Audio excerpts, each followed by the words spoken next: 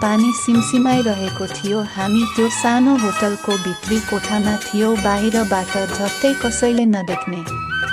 पहिलो भेटमै केही समयमै हामी निकै क्लोज भइहाल्यो। एक अर्काको फोन साटासाट गरेर हेर्न थालिसकेका थियौँ।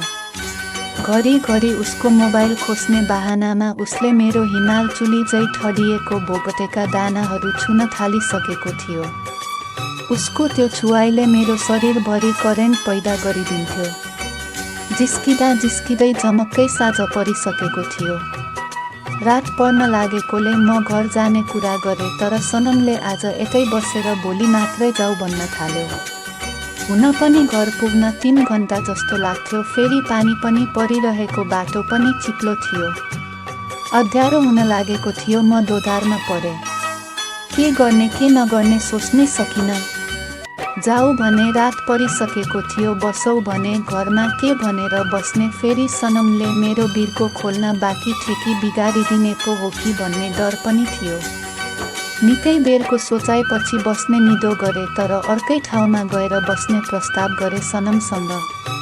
किनकि त्यो होटल बाटोमै पर्थ्यो। गाउँको चिने जानेकाहरू पनि पस्ने गर्थ्यो त्यो होटलमा।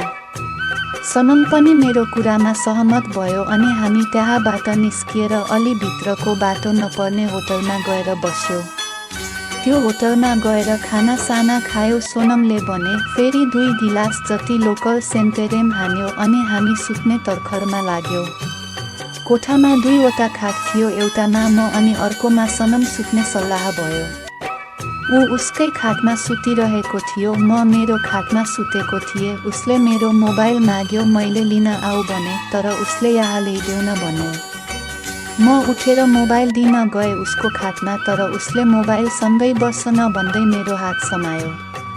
मैले मेरो हात तान्न खोजेँ, तर उसले एकैछिन बस्छ न भन्दै हातबाट तानेर उसको खाटमा बसायो अनि मेरो बोगटेमा सुमसुम्याउन थाल्यो।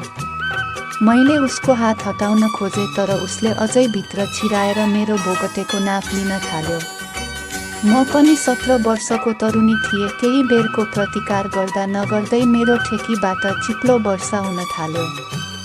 सनमको मदानी त अगाडिबाटै रेडी भइसकेको थिएछ।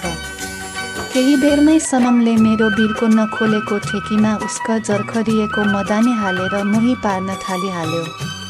पहिलो पटक ठेकीको बिर्को तोडिँदै थियो। मदानीको प्रवेशले ठेकीको मुख नै चर्केला जस्तो हुँदै थियो, जसोतसो थाम्न गाह्रो हुँदै थियो।